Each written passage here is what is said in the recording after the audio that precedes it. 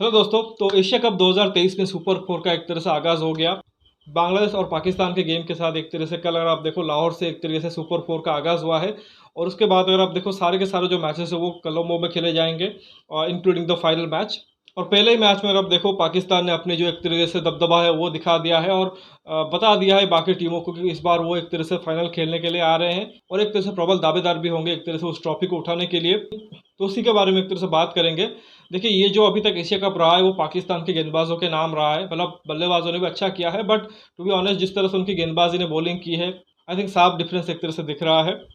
तीनों ही मैचेस में अगर आप देखो जो उन्होंने अभी तक खेले हैं, नेपाल, फिर इंडिया और फिर बांग्लादेश अभी सुपर फोर में, तीनों ही मैचेस में उन्होंने 30 विकेट निकाले। और सबसे खास बात उसमें ये देखो, उस 30 में से आई थिंक 23 विकेट जो कि उनके फ्रंट लाइन जो तीन स्विमर हैं, शहीनशाह आफरीदी, हारिस रऊफ और नसीम शाह ने लिए हैं। आई थिंक हारिस रऊफ के शायद 9 विकेट हैं और नसीम और शहीनशाह आफरीदी के 7-7 विकेट हैं। आई थिंक जो उनके पेस गेंदबाज की क्वालिटी है उसी ने एक तरीके से दूसरी टीमों के अगेंस्ट एक तरह से आप देखो कि पाकिस्तान को थोड़ा ऊपर रखा है। और आई थिंक उसी एक तरीके से जो उनके पास स्किल सेट है उनके तेज गेंदबाजों के पास, उसी के वजह से आप देखो वो सामने वाले टीम पे थोड़ा सा एक तरह से हावी हुए हैं और उनका थोड़ा सा अपर हैंड रहा है। चाहे नेपाल वाला मैच देख लो जहाँ पे उन्होंने कुछ 104 105 पे उनको ऑल आउट कर दिया। इंडिया को भी उन्होंने वन स्टेज पे 66 पे 4 डाउन कर दिया था, बट वो बीच में थोड़ा सा स्पिनरों ने एक तरह से वहाँ पे गेम ड्रिफ्ट होने दिया इंडिया की तरफ और उसी के चलते देखो वो 266 पे पहुँच गए। हालांकि वहाँ पे भी अगर आप देखो आके तेज गेंदबाजों ने कम कराया था, अदरवाइज वो स्कोर जो कि वो 300 के पार भी जा सकता था जिस तरह से ईशान और हार्दिक ने पार्टनरशिप की थी। और इस मैच में अगर आप देखो बांग्लादेश के जो बल्लेबाज थे जो कि एक अच्छे जीत के बाद आ रहे थे और इसी ग्राउंड पर शायद उन्होंने मैच खेला था अफगानिस्तान के अगेंस्ट, बट यहाँ पर आप देखो उनको 200 के नीचे ही रोक लिया, 193 पे ऑल आउट कर दिया और अभी 40 ओवर भी पूरे नहीं हुए थे। और आई थिंक बांग्लादेश ने भी एक तरह से साफ जो डिफरेंस वो एक तरह से महसूस किया। इसी पिच के ऊपर उन्होंने अफगानिस्तान के अगेंस्ट 300 से ज़्यादा रन बनाए थे, बट जैसे एक तरह से क्वालिटी बॉलिंग आई तो वो एक तरीके से वहाँ पे देखो 200 रन भी बना नहीं पाए। जहाँ तक उनकी बैटिंग की बात करें, आई थिंक एक चेंज उन्होंने किया था बैटिंग में, संतो शायद इंजर्ड हो गए थे और उनके जगह पर देखो लिटन दास आए थे जो कि थोड़ा सा इंटरेस्टिंग केस है क्योंकि पहले वो स्क्वाड में थे बट बाद में भी शायद कुछ प्रॉब्लम हुई थी, वो उनको बाहर करके शायद अनामुल हक को लाए थे शायद। लेकिन अभी देखो जैसे ही संतो आउट हुए उनको एक बार फिर से एक तरह से अंदर लाया गया है जबकि वो फिट हो गए हैं। तो बैटिंग अगर आप देखो मोहम्मद नईम 20 रन किए हैं।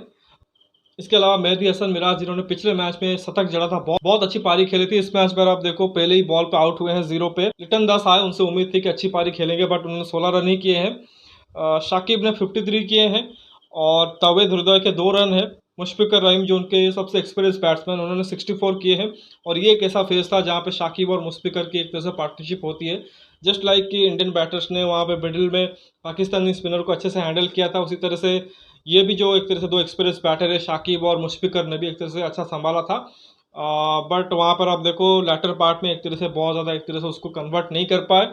नीचे अगर आप देखो लोअर मिडिल ऑर्डर में शमीम हुसैन के 16 हैं, अफीफ हुसैन के 12 हैं। और उसके बाद अगर आप देखो कुछ लोअर ऑर्डर से कंट्रीब्यूशन नहीं आया और सबसे जो हैरानी चीज़ इस बात की हुई कि बांग्लादेश ने पूरे 50 ओवर बैटिंग भी नहीं किए। एटलीस्ट आप वो एक तरह से कोशिश कर सकते थे कि अगर पूरे 50 ओवर बैटिंग कर लेते तो हो सकता है कि 240-50 तक पहुंच जाते, तो एटलीस्ट वहाँ पे थोड़ा सा चांस जरूर रहता कि आप थोड़ा सा फाइट दिखाते। बट यहाँ पर आप देखो उन्होंने कंप्लीटली खराब बैटिंग किया और एक वन साइडेड मैच जो कि वो एक तरह से पाकिस्तान के लिए खड़ा कर दिया। जहाँ तक पाकिस्तान की बॉलिंग की बात करें, जैसा ही कह रहा था कि उनके जो तेज़ गेंदबाज है वो काफ़ी अच्छे ले में है और काफ़ी एक तरह से कह सकते हैं कि अनप्लेबल हो रहे हैं बल्लेबाजों के लिए। सबसे ज़्यादा अगर आप देखो हारिस रऊफ ने 4 विकेट लिए हैं 6 ओवर में 19 रन देके। इसके अलावा नसीम शाह ने भी 3 विकेट लिए हैं, 1 विकेट शहीनशाह आफरीदी को मिला है। इन्होंने फ़हीम अशरफ को अंदर लाए थे नवाज़ के जगह पे। और हमने पिछले वीडियो में जब आई थिंक इंडिया पाकिस्तान का मैच हुआ था वहाँ पे भी डिस्कशन कर रहे थे कि शायद जो उनके स्पिनर है वो थोड़ा सा उतना इफेक्टिव नहीं हो रहे हैं, तो मे भी एक एक्स्ट्रा सीमर ये खिला सकते हैं। तो उन्होंने अच्छी गेंदबाजी की है, 1 विकेट निकाला है। शादाब खान एक बार फिर से विकेट लेस रहा है, थोड़ा सा इनइफेक्टिव दिखे हैं। नेपाल के मैच में बहुत अच्छी बॉलिंग की थी बट इंडिया वाले मैच में और यहाँ पे अगर आप देखो उतना उनका कुछ खास परफॉर्मेंस नहीं रहा है। आगा सलमान ने पिछले मैच में इंडिया के खिलाफ 3-4 ओवर शायद किए थे बट यहाँ पे सिर्फ एक ही ओवर किया है जिसमें उनको 11 रन पड़े हैं। यहाँ पर अगर आप देखो उनके जो दूसरे पार्ट टाइम स्पिनर है इफ्तिकार अहमद, उनको ट्राई किया और उन्होंने अच्छी गेंदबाजी की है। 5 ओवर में 20 रन देके एक आउट किया है। तो बॉलिंग के फ्रंट पर आप देखो पाकिस्तान को कोई परेशानी हुई नहीं। इनफैक्ट तीनों ही मैचेस में अगर आप देखो उन्होंने अच्छी गेंदबाजी की है। बीच में शायद जो एक तरह से पार्टनरशिप पनप रही है स्पिनरों के खिलाफ उसको थोड़ा सा अगर ध्यान रखेंगे तो आई थिंक एक तरह से और भी बेहतर होगा कि और भी कम स्कोर पे एक तरह से वो रिस्ट्रिक्ट कर सकते हैं सामने वाले टीम को। बट वनडे क्रिकेट है और ऐसा एक दो पार्टनरशिप बीच में हो ही जाते हैं। बट जब रनचेस की बारी आई तो पाकिस्तान ने बड़ी आसानी से वो रनचेस कंप्लीट किया है। हालांकि बीच में एक शायद फ्लड लाइट का कुछ प्रॉब्लम हो गया था, बट वो एक तरह से नॉर्मल ही है क्योंकि इंडियन कंडीशन में एक तरह से टेक्निकल फेलियर की वजह से वो चीज़ें होती हैं। बट जहाँ तक मैच की बात करें, आई थिंक बहुत ही ईजी रनचेस हुआ है। उनके जो ओपनर्स थे दोनों को एक तरह से अच्छे स्टार्ट मिले। हालांकि इमाम ने उसको एक अच्छी पारी में कन्वर्ट किया, 78 उन्होंने किया 84 बॉलों में, जबकि फ़कर जमान 20 रन पे आउट हो गए हैं।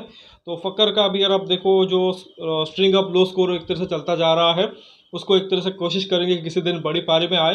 होपफुली इंडिया के खिलाफ नेक्स्ट मैच है वहाँ पे ना आए तो बेहतर होगा हमारे लिए। बाबर आजम का आप देखो तो 17 रन बनाए उन्होंने 22 बॉलों में, एक फेलियर उनका हो गया है।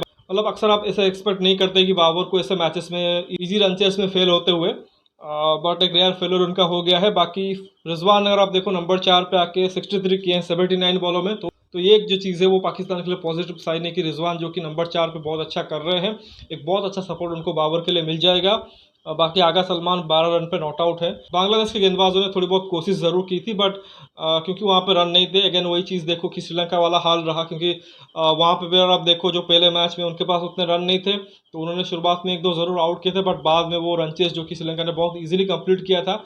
यहाँ पर आप देखो जो उन्होंने कोशिश की थी प्रेशर क्रिएट करें बाबर का और फ़कर का, उनको विकेट मिल गया था, बट क्योंकि स्कोर उतना कुछ खास नहीं था, उसी वजह से आप देखो बड़े आसानी से पाकिस्तान ने बिना प्रेशर के उसको चेस किया है। 39 पॉइंट अगर आप देखो 3 ओवर खेले हैं, तो बहुत ज़्यादा हड़बड़ी में भी एक तरह से पाकिस्तान नहीं था। अच्छे मार्जिन से पाकिस्तान ने जीता है। उस वजह से आप देखो जो नेट रन रेट है उसको भी एक तरह से बेहतर किए हैं, और ये जो नेट रन रेट है हो सकता है आगे चल के इनके काम में भी आए, क्योंकि कोलंबो भी एक तरह से बरसात के वहाँ पे चांसेस है। तो अगर वहाँ पे बरसात होते हैं, क्योंकि 2 मैचेस पाकिस्तान को वहाँ पे भी खेलने हैं, इंडिया के खिलाफ और फिर श्रीलंका के खिलाफ, तो इंटरेस्टिंग होगा। 3 विकेट जब बांग्लादेश को मिले हैं उसमें आप देखो तस्किन को 1 विकेट मिला और शरीफुल इस्लाम को 1 विकेट मिला है, और मेहदी हसन मिराज को भी 1 विकेट मिला है। तो बहुत ज़्यादा कुछ एक तरह से बांग्लादेश गेंदबाजों के लिए कुछ था नहीं। और वही चीज़ है कि जब जब आपके बल्लेबाज जो कि अच्छी बैटिंग करेंगे, एक अच्छा टोटल आपको बना के देंगे, तभी हो सकता है कि आपके गेंदबाज भी एक तरह से इफेक्टिव दिखे। अदरवाइज़ आपके जो गेंदबाज है वो उतना इफेक्टिव नहीं होंगे अगर सामने एक अच्छी बैटिंग लाइनअप हो। कम स्कोर में अगर आप देखो तो वो बहुत ज़्यादा कुछ एक तरह से क्रिएट नहीं कर सकते। 2-4 विकेट ले लेंगे, बट जहाँ तक आपको मैच जीतना है तो आपको एक एटलीस्ट एक तरह से कोशिश करना चाहिए 270-80 के टोटल तक पहुँचने के लिए। बट बांग्लादेश जो कि उसी एस्पेक्ट पे एक तरह से फेल रही है। अफगानिस्तान वाला मैच एक तरह से अगर आप देखोगे कि उससे थोड़ा सा अलग था, क्योंकि वहाँ पे जो उनके टॉप ऑर्डर थे उनसे रन आ गए थे, चाहे मेहदी हो या फिर संटो हो। लेकिन जो बचे 2 मैचेस में अगर आप देखो वहाँ पे इंडिविजुअल एक तरह से प्लेयर ने रन किए हैं, चाहे वो संटो का कुछ 80+ स्कोर हो श्रीलंका के खिलाफ, और यहाँ पर आप देखो शाकिब और मुश्फिकर का भी अगर आप देखो जो 50+ स्कोर था। बट जो अदर बैट्समैन है उनको चिप इन करना पड़ेगा, चाहे मोहम्मद नईम हो, तौहीद हृदय हो, इनको अच्छा करना पड़ेगा अगर बांग्लादेश को और थोड़ा सा चांसेस क्रिएट करने हैं।